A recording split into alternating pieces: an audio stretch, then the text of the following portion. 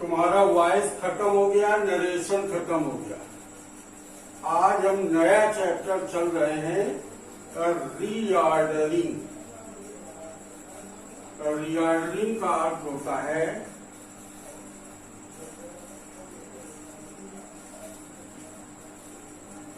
फिर से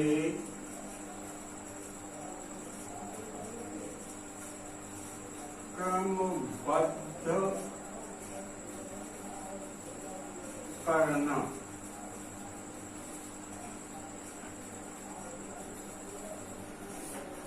रीऑर्डरिंग का अर्थ क्या होता है? फिर से क्रमबद्ध करना। तो अब सबसे पहले तो यही मतलब तो समझ लो कि रीऑर्डरिंग को कह दिया गया फिर से क्रमबद्ध करना, अर्थात फिर से व्यवस्थित करना। तो इसका जो है तुम्हें अर्थ मालूम होना चाहिए। री माने होता है फिर से, और ऑर्डरिंग मतलब होता है क्रमबद्ध करना। तो आप जैसे तुम लोग मोबाइल रखते हो, मोबाइल में आपकी बैटरी समाप्त हो जाती है, तो उसे क्या करते हो? रिचार्ज करते हो। तो री माने फिर से,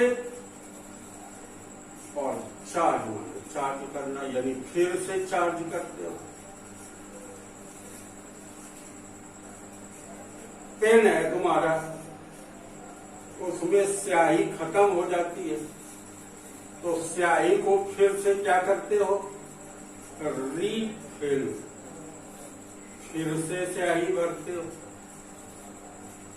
कहीं ऑर्केस्ट्रा देख रहे हो और कोई व्यक्ति आकर के तुम्हारे सामने खड़ा हो जाता है और सामने तुम्हें जो है नहीं दिख रहा है प्रोग्राम, तो ऐसी परिस्थिति में उस आए हुए व्यक्ति को क्या कर देते हो? रिमूव कर देते हो, फिर से हटा देते हो ताकि तुम्हें दिखाई दे। तो इस तरह से व्यवस्थित करने के क्रम को ही हम रीऑर्डरिंग कहते। कैसे?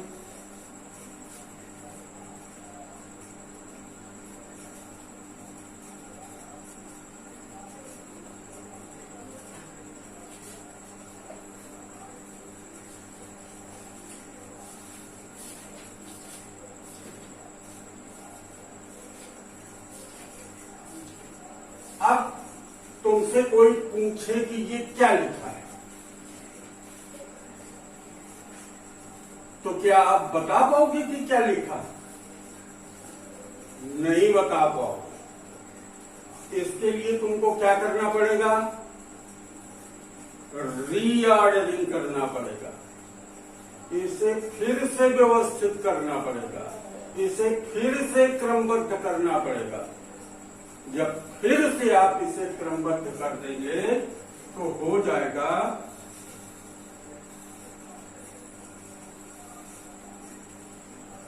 तब हो जाएगा ये वाटर।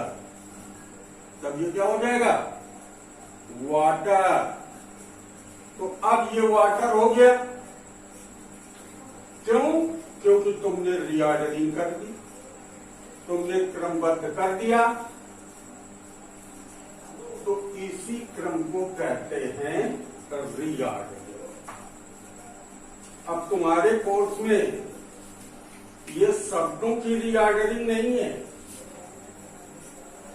तुम्हारे कोर्स में सेंटेंस की रीऑर्डरिंग है। तुम्हारे कोर्स में किसकी रीऑर्डरिंग है? सेंटेंस की रीऑर्डरिंग है। और सेंटेंस में छोटे छोटे सेंटेंसों को आप पिछली कक्षाओं में पढ़ चुके हैं।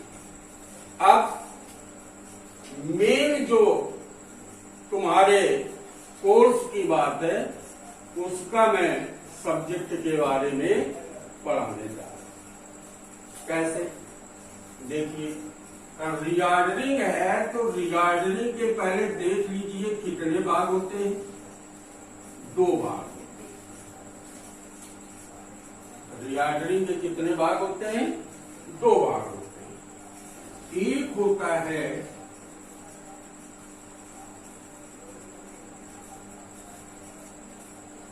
उद्देश्य और दूसरा होता है विधेय। अब इस उद्देश्य को क्या कहते हैं? इस उद्देश्य को कहते हैं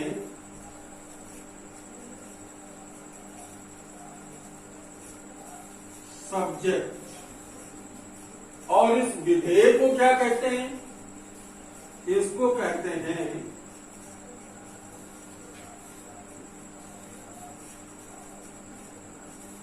प्रेडिकेट।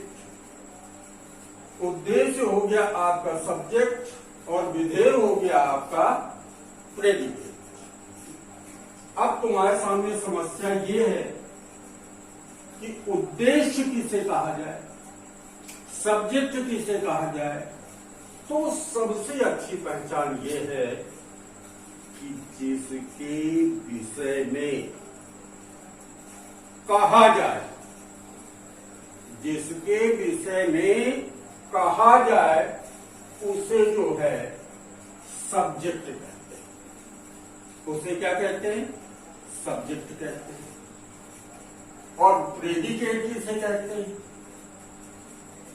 कि सब्जेक्ट के विषय में जो कुछ कहा जाए, सब्जेक्ट के विषय में जो कुछ कहा जाए उसे प्रेडिकेट कहते हैं। जैसे राम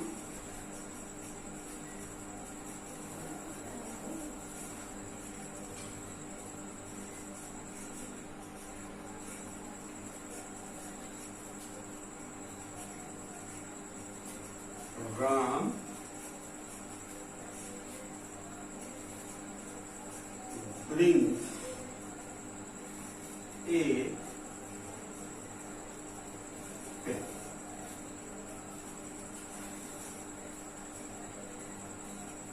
राम ब्रिंग्स पेन। राम एक पेन लाता है।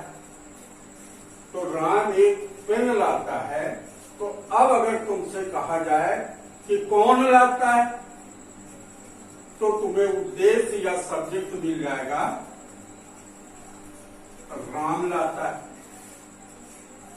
तो राम हो गया आपका सब्जेक्ट।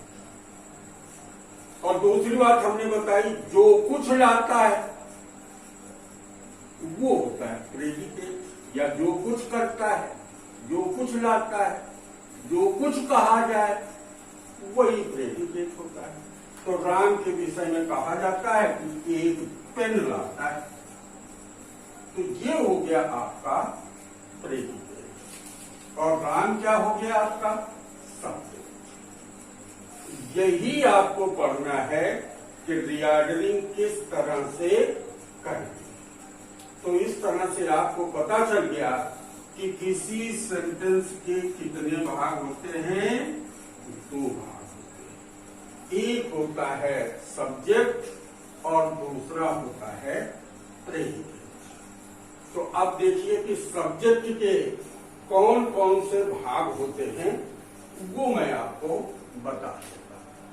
छोटे छोटे सेंटेंसों का मैं नहीं बता रहा हूं।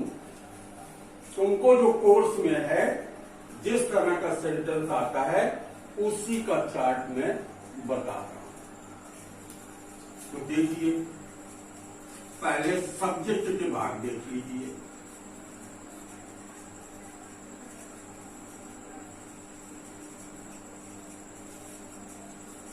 सब्जेक्ट के भाग में लिख देता हूं।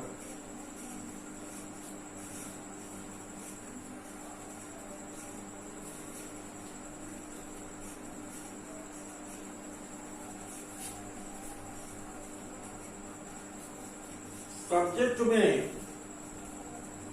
पहला भाग होता है आपका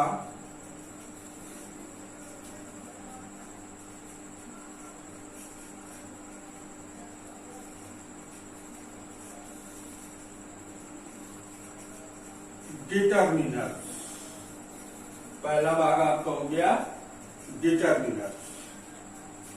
दूसरा भाग आपका हो गया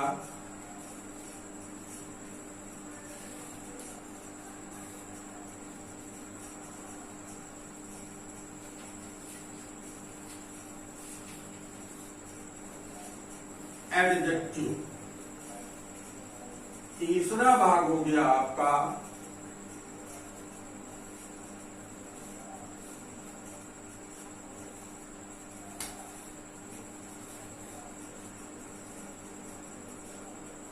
हेड वर्ड। और चौथा भाग आपका हो गया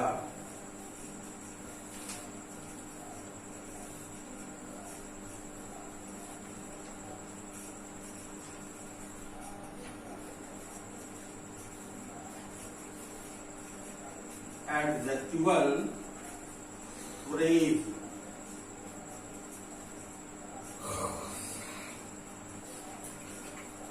एडजेक्टिवल फ्रेज। तो अब देखिए, सबसे पहले ये जो डिटर्मिनर्स है, इस डिटर्मिनर्स को कहते हैं निर्धारक।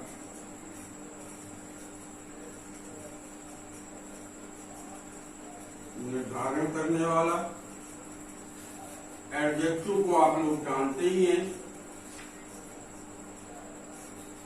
विशेषण।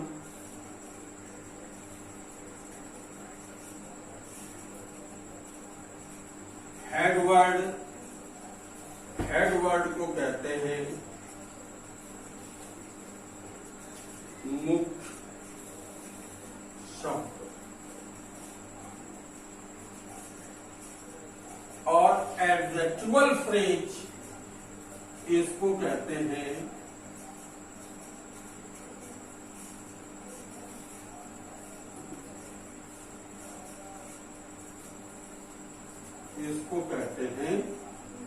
वाक्यांश।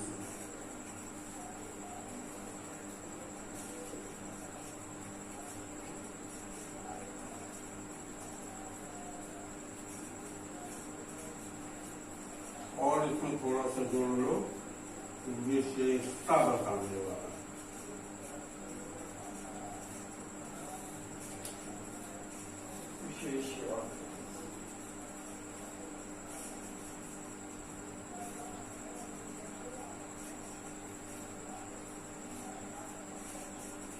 विशेषता बताने वाला वाक्यांश। अब ये सब्जेक्ट के आपको 4 भाग मालूम होना चाहिए। तो अब सबसे पहले तो आपको यही मालूम होना चाहिए कि डिटरमिनर्स के अंतर्गत क्या क्या आता है, ये मालूम होना चाहिए। तो देखिए, डिटरमिनर्स के अंतर्गत आपके आर्टिकल ए एंड द ये आते हैं। इसके अलावा जितने भी पॉसेसिव केस होते हैं, चाहे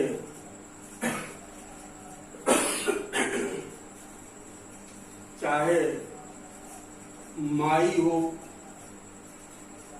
चाहे आवर हो, चाहे योर हो, चाहे हिज हो, चाहे हर हो, चाहे इट्स हो, चाहे देयर,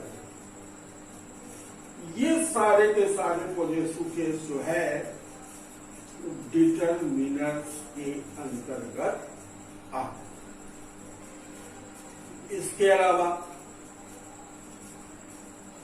डिमॉन्स्ट्रेटिव प्रोनाउन,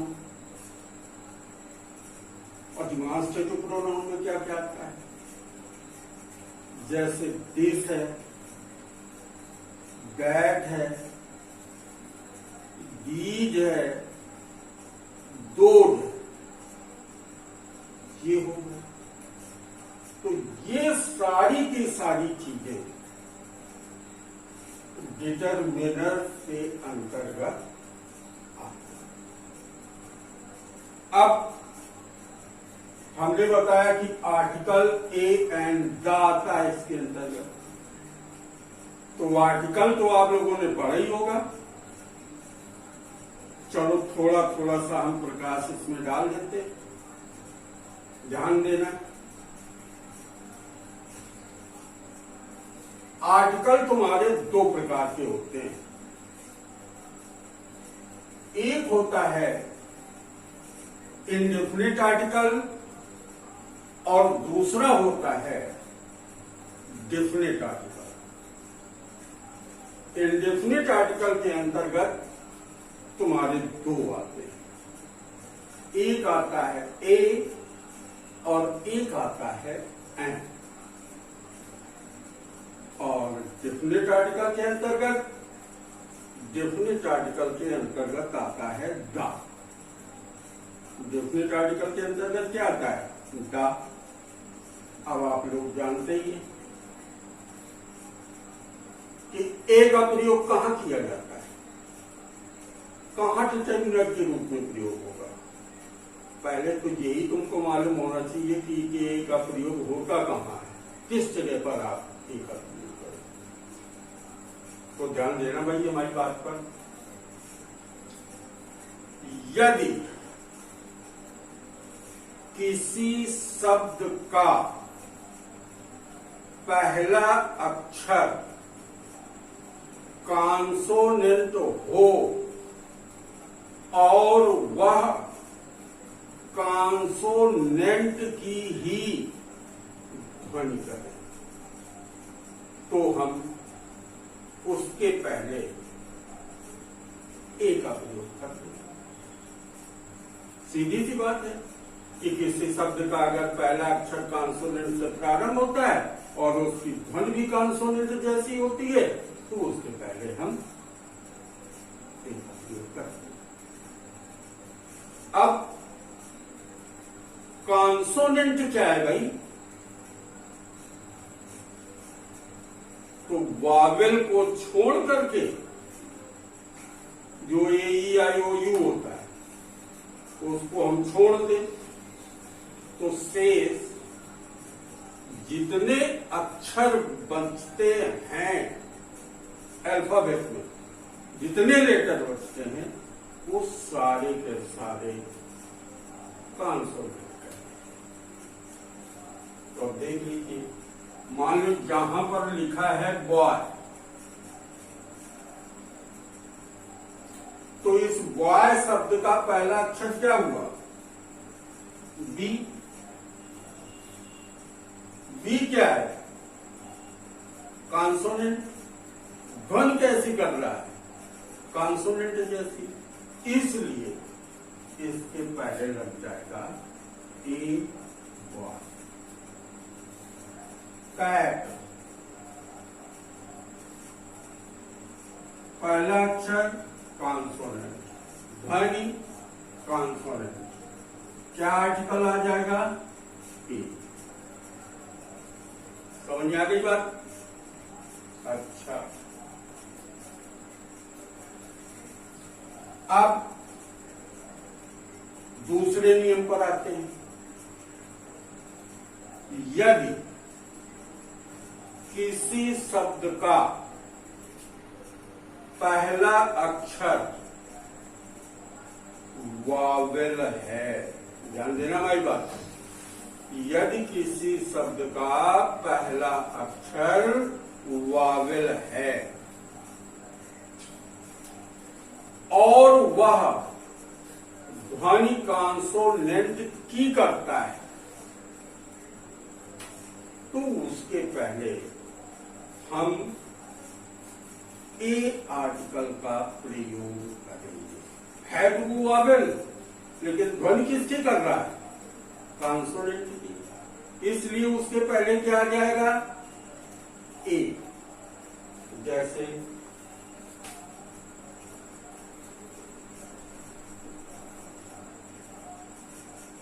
अब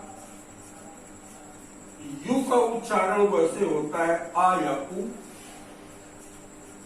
लेकिन यहां पर इसका अर्थ निकल रहा है यूनियन। तो है वावेल, लेकिन ध्वनि कैसी है? कॉन्सोनेंट जैसी। इसलिए इसके पहले क्या आ जाएगा? ए आ जाएगा। तो नियम क्या हो गया कि यदि किसी शब्द का पहला अक्षर वावेल हो और वह कॉन्सोनेंट की ध्वनि करे तो उसके पहले ए का प्रयोग होता है। अब आ जाइए अगले नियम पे। यदि किसी शब्द का पहला अक्षर वावेल हो और वह वावेल जैसी ही ध्वनि करे तो उसके पहले एन का प्रयोग होता है। जैसे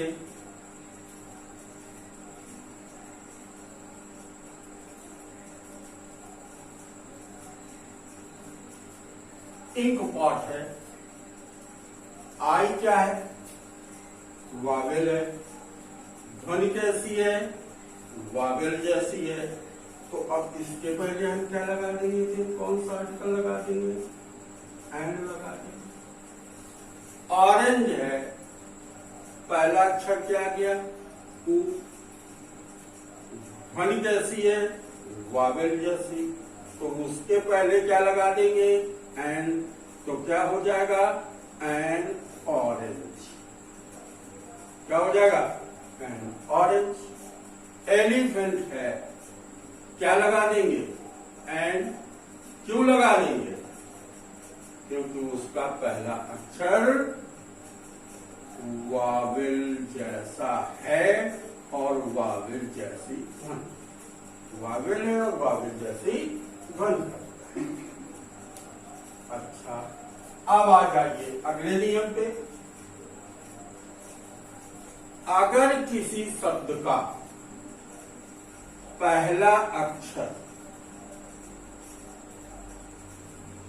कॉन्सोनेंट है और वह ध्वनि वावेल की करता है। पहला अक्षर तो कॉन्सोनेंट है और ध्वनि कैसी कर रहा है? वावेल जैसी। कॉन्सोनेंट है और ध्वनि कैसी कर रहा है? वावेल जैसी। तो उसके पहले क्या लगा देंगे? एंड। जैसे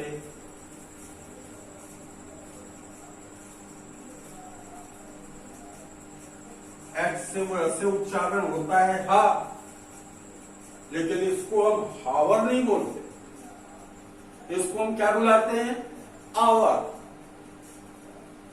तो है कॉन्सोनेंट, लेकिन ध्वनि किसकी कर रहा है? वावेल की कर रहा है। इसलिए इसके पहले क्या लगा देंगे? एंड। तो हो गया एन आवर। ऑनेस्ट मैन है, तो हम एच है तो कॉन्सोनेंट, लेकिन ध्वनि किसकी कर रहा है? वावेल की कर रहा है। इसलिए हम क्या कह देंगे? An honest man. तो इस तरह से आपके 4 नियम हो गए। पहला नियम हो गया कि किसी शब्द का पहला अक्षर कॉन्सोनेंट हो और वो कॉन्सोनेंट की ध्वनि करे, ए का प्रयोग। दूसरा नियम, वावेल का प्रयोग हो लेकिन ध्वनि कॉन्सोनेंट जैसी हो तो ए का प्रयोग। वावेल का प्रयोग हो और वावेल जैसी ध्वनि करे, एन का प्रयोग। पहला अक्षर कॉन्सोनेंट हो और वावेल जैसी ध्वनि करे तो एन का प्रयोग करते हैं। इतनी बात क्लियर हो गई। तो ये हो गया आपका इनडेफिनिट आर्टिकल। अब आ जाइए डेफिनिट आर्टिकल में। तो डेफिनिट आर्टिकल में प्रसिद्ध नदियों के पहले, महासागरों के पहले, कुछ प्रांतों के पहले, जैसे पंजाब है तो द पंजाब हो जाएगा, कुछ राज्यों के पहले तो यूनाइटेड स्टेट ऑफ अमेरिका है तो the United state of America हो जाएगा, और प्रसिद्ध पुस्तकों के नाम के पहले, प्रसिद्ध नदियों के नाम के पहले किसका प्रयोग होता है? दा का प्रयोग होता है। समाचार पत्रों के नाम के पहले दा का प्रयोग होता है। अद्वितीय वस्तुओं के नाम के पहले दा का प्रयोग होता है, जैसे the sun, the moon, the earth, the principal, ये सब क्या है? अद्वितीय। तो वहां पर हम किसका प्रयोग करते हैं? दा का प्रयोग करते हैं। सुपरलेटिव डिग्री के पहले दा का प्रयोग करते हैं। तो इस तरह से आर्टिकल का प्रयोग किया जाता है। इसके बाद हमने बताया पॉजिटिव केस। पॉजिटिव केस में तुम्हारे पता ही है कि संबंध बताया जाता है। माय बुक, माय तुम्हारा पॉजिटिव केस है क्योंकि तुम्हारा पुस्तक के साथ संबंध बताया जाता है। इसी तरह से हीज है, इसी तरह से योर है, हीज है, हर है, इट्स है, देयर है, इनका प्रयोग भी डिटरमिनर्स के अंतर्गत किया है। अब डिमांस्ट्रेटिव प्रोनाउन में आ जाइए। तो हमने बताया दिस, दैट, दीज, दोज, ये चार डिमांस्ट्रेटिव के अंतर्गत आते हैं। जहां कहीं पर भी कोई वस्तु एक हो, जहां कहीं पर भी कोई वस्तु एक हो और उसकी ओर संकेत किया जाए तो कह दिया जाएगा दिस इज ए बुक। लेकिन शर्त क्या है? पास में हो। तो परिभाषा क्या बन गई? जब कोई वस्तु सिंगुलर नंबर में हो और तुम्हारे निकट हो, वहां पर दिस का प्रयोग करते हैं। जब कोई वस्तु सिंगुलर नंबर हो और दूर रखी हो, वहां पर हम दैट का प्रयोग करते हैं। जहां कहीं पर भी प्लूरल नंबर हो और नजदीक हो, वहां पर दीज का प्रयोग किया जाता है। और जहां कहीं पर भी प्लूरल नंबर हो और दूर हो, वहां पर दोज का प्रयोग किया जाता है। तो इस तरह से दिस, दैट, दीज, दोज भी आपको समझ में आ गया होगा। तो डिटरमिनर्स तो लगभग आप लोगों को समझ में आ गया होगा। मुख्य रूप से है तो ब्यौरा बहुत लंबा चौड़ा, लेकिन इतने से आपका काम चल जाएगा। अब आ गया आपका एडजेक्टिव। अब अगर आपसे कोई पूछे कि एडजेक्टिव कितने प्रकार के होते हैं, तो आप क्या बताएंगे?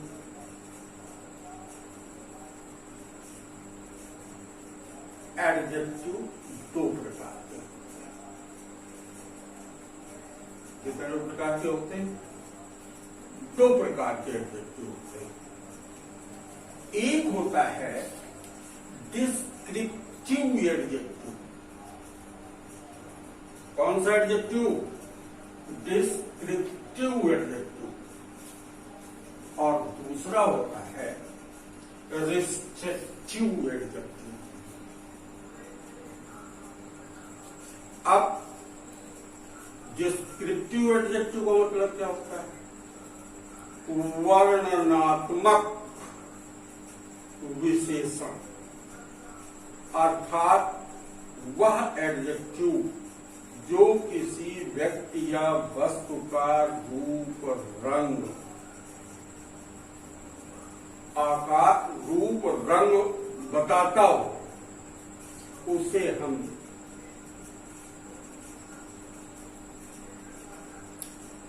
डिस्क्रिप्टिव एडजेक्टिव के अंतर्गत लाते हैं। और इसी डिस्क्रिप्टिव एडजेक्टिव का एक भाग होता है एडजेक्टिव ऑफ क्वालिटी, एक भाग होता है प्रॉपर एडजेक्टिव। ये दो भाग होते हैं डिस्क्रिप्टिव एडजेक्टिव। अब एडजेक्टिव ऑफ क्वालिटी क्या है? जिसमें किसी के रूप, रंग, विशेषता, गुण ये बताया जाए, वो आपका adjective of quality. Sita is a beautiful girl, तो ये ब्यूटीफुल उसकी क्वालिटी है। Ram is a good boy, ये उसकी क्वालिटी है। तो इस तरह से एडजेक्टिव ऑफ क्वालिटी है। इसके अलावा चाय हम सब लोग पीते हैं और वो चाय इंडिया के आसाम में उगाई जाती है, इंडिया में उगाई जाती है। तो इंडिया तो प्रॉपर नाउन है और इसी इंडिया से बना दिया जाए इंडियन ट्री, भारतीय चाय, तो अब इंडियन टी कह दिया तुमने, भारतीय चाय कह दिया तुमने, तो ये चाय की विशेषता बता रहा है इंडियन, भारतीय, तो ये चाय की विशेषता हो गई। तो ये हो गया प्रॉपर एडजेक्टिव। इसी तरह से तुम्हारा जापान का है, जापानीज हो जाएगा, अमेरिका का है, अमेरिकन हो जाएगा, रशिया है, रशियन हो जाएगा। इस तरह से जो शब्द बनते हैं उन्हें हम प्रॉपर एडजेक्टिव कहते हैं। इस तरह से आपने देखा कि एडजेक्टिव ऑफ क्वालिटी और एडजेक्टिव ऑफ क्वालिटी और प्रॉपर एडजेक्टिव ये दो भाग हैं डिस्क्रिप्टिव एडजेक्टिव के। अब डिस्क्रिप्टिव एडजेक्टिव आपको मैं कल बताऊंगा। देखिए भाई, आप लोग वीडियो देखते हैं तो उसको आप अधिक से अधिक लाइक कीजिए, अधिक से अधिक अपने दोस्तों में शेयर कीजिए, सब्सक्राइब कीजिए, तभी तो पढ़ने वाले का और पढ़ाने वाले का दोनों का मनोबल बढ़ता है। धन्यवाद।